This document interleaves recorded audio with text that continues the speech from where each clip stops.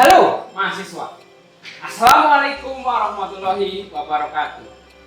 Pada pertemuan kali ini kita akan membahas tentang bagaimana UMKM memiliki kontribusi terhadap perekonomian nasional. Masih ingat materi yang kemarin kita bahas, yaitu tentang pengertian dari UMKM, kategori UMKM, dan bagaimana klasifikasi UMKM di berbagai negara. Untuk itu di pertemuan kali ini kita akan melanjutkan sedikit materi tentang UMKM yang telah kita bahas di pertemuan yang lalu. Pertemuan kali ini kita akan memfokuskan tentang bagaimana kontribusi dari UMKM terhadap perekonomian. Sebelumnya silakan simak artikel berikut ini. Pada artikel yang ada kita bisa mengetahui bahwa UMKM bidang seni dan kreativitas merupakan salah satu UMKM yang dikategorikan mampu untuk bisa menjadi salah satu badan usaha atau salah satu badan usaha yang bisa berkontribusi terhadap penanganan pasca pandemi COVID-19. Di sini kita bisa melihat bahwa salah satu bidang kreativitas yang ada di UMKM dapat menjadi salah satu penyumbang dalam stabilnya perekonomian di masa pandemi. Anda tahu Gojek, Anda tahu Grab, Anda tahu berbagai marketplace yang tentu saja di situ ada banyak UMKM yang sangat berkontribusi dan masih tetap eksis walaupun di masa pandemi.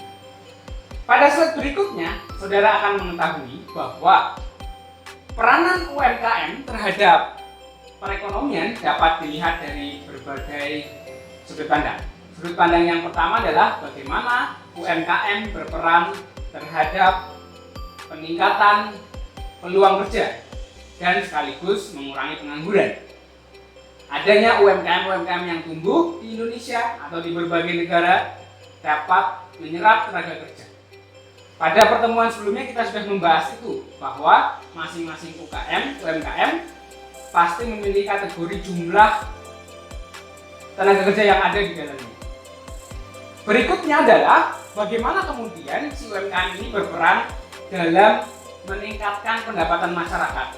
Ini seperti semacam konsekuensi dari naiknya jumlah peluang kerja yang ada di masyarakat, sehingga pendapatan masyarakat pun akan meningkat. Pendapatan masyarakat ini selanjutnya akan meningkatkan penerimaan negara dari sektor pajak. Selanjutnya, penerimaan negara dari sektor pajak ini akan berkontribusi pada bergeraknya roda perekonomian. Dan yang terakhir adalah salah satu kontribusi dari UMKM adalah mampu untuk memberikan sumbangsih kepada pembangunan di daerah masing-masing. Pada slide berikutnya, saudara akan disodorkan beberapa data terkait dengan kontribusi UMKM dalam penyerapan tenaga kerja di Indonesia. Tercatat pada tahun 2016 sampai dengan 2018, data penyerapan tenaga kerja sangat signifikan. Di tahun 2016 kita mencapai penyerapan tenaga kerja 120 juta di sektor UMKM. Ini menandakan bahwa peranan dari UMKM sangat dominan terhadap penyerapan tenaga kerja. Dan kita juga harus tahu bahwa di Indonesia 98% usaha itu berbentuk UMKM. Ini menandakan bahwa penting adanya perbaikan dan perubahan regulasi pada UMKM agar nantinya dapat menumbuhkan UMKM baru serta bisa menyerap tenaga kerja baru. Selanjutnya, kontribusi yang ada dari UMKM juga kita bisa melihat dari bagaimana UMKM mampu berkontribusi di pasar global.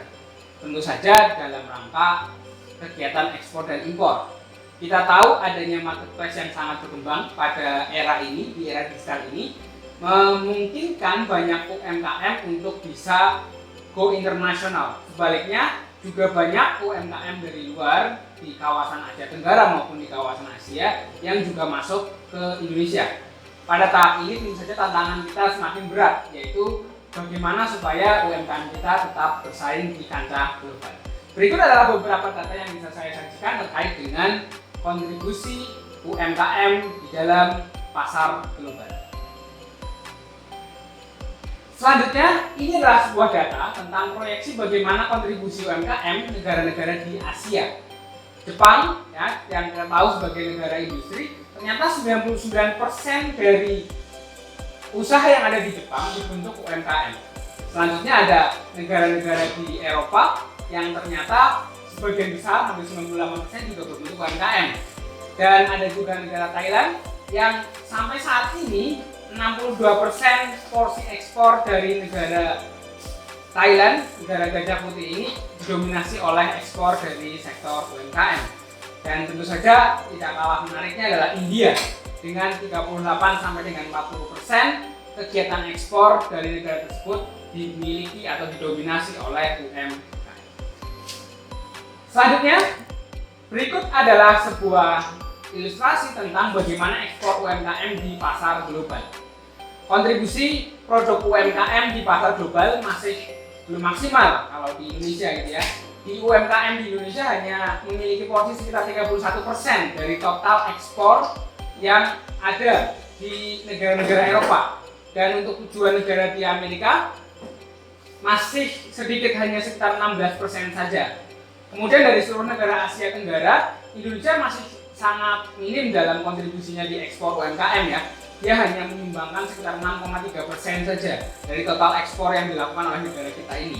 Dan selanjutnya adalah beberapa sumbangsi ekspor terhadap GDP kita yang ternyata masih rendah di kisaran 16%. Serta hampir sama dengan beberapa negara di Afrika ya, menurut data yang dilansir dari South African Institute of Public Accounting. Berikutnya adalah ini komposisi secara detailnya, nanti kalian bisa mereview. Saya akan lampirkan di LMS yang nanti akan kita bahas, bahwa beberapa data rincinya akan saya berikan, tapi gambarannya data sebagai berikut. Data selanjutnya. Nah, pada slide berikutnya kita bisa ketahui bahwa bagaimana kemudian UMKM yang ada dalam potensi ekspor tersebut mampu mendapatkan fasilitas, terutama adalah fasilitas dari regional comprehensive trade, dan juga bagaimana integrasi ekonomi yang ada di negara-negara ASEAN, negara-negara Asia, kemudian negara-negara lainnya mampu berkontribusi untuk meningkatkan potensi ekspor suatu negara. Nah, di sini kita bisa mendapatkan sebuah pertanyaan besar sebenarnya, bagaimana sih kontribusi negara-negara yang tergabung, terintegrasi dalam satu wilayah seperti ASEAN misalnya, itu bisa meningkatkan potensi ekspor di Indonesia atau di negara-negara yang tergabung di dalamnya. Nah, kita punya ilustrasinya nih di slide berikutnya. Di slide berikutnya kita punya ilustrasinya bahwa di adanya kawasan terintegrasi yang tergabung dalam, misalnya kalau di Indonesia kita sebut saja ASEAN ya, agar mudah. Adanya kawasan ASEAN itu akan memunculkan adanya potensi untuk melakukan perdagangan bebas di dalam satu kawasan wilayah tersebut. Nah, kondisi ini nanti akan membuat negara-negara di ASEAN ini memiliki batasan untuk melakukan ekspor yang dihilangkan. Hambatan-hambatan ekspor impor untuk masuk ke suatu wilayah di suatu negara di kawasan ASEAN itu akan dihilangkan. Nah, kondisi inilah yang akan menyebabkan potensi UMKM bisa masuk ke pasar internasional menjadi lebih terbuka. Dalam kondisi ini tentu saja kita dihadapkan pada suatu tantangan baru, di mana persaingan atas negara lain, produk-produk dari negara lain termasuk produk-produk UMKM menjadi pesaing di negara kita. Namun kebaikannya adalah kita juga bisa masuk menjadi pesaing untuk produk-produk negara lain di negara mereka. Untuk itu perlu adanya kemampuan yang lebih besar dari sebuah UMKM, dari segi manajerial ataupun dari segi keunggulan saing untuk bisa menembus pasar global tersebut. Demikian diskusi kita pada siang hari ini. Selanjutnya nanti saudara akan saya berikan sebuah materi, beberapa materi tentu saja yang nanti bisa saudara simak untuk kita diskusikan. Jangan lupa untuk tetap mengikuti sesi diskusi kita di forum yang telah disediakan, dan selanjutnya kita akan lanjut pada ujian di minggu yang akan datang. Terima kasih. Billahi taufiq wal hidayah. Wassalamualaikum warahmatullahi wabarakatuh.